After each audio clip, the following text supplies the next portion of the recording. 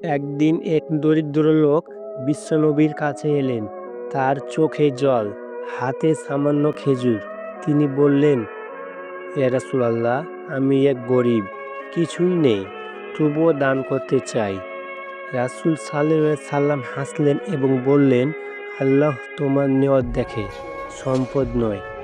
এক ধনী লোক সেই দৃশ্য দেখে উপহাস করল।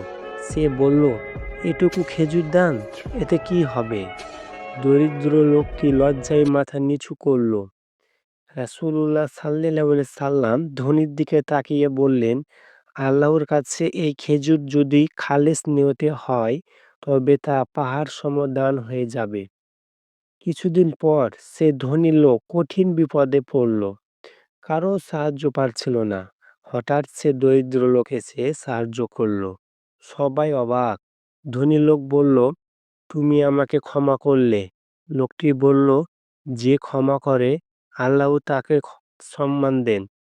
রাসূলুল্লাহ সাল্লাল্লাহু আলাইহি সাল্লাম বললেন, ক্ষমাশীলতা এবং নম্রতা মুমিনের অলংকার। হৃদয়ের রজনী গন্ধা তুমি।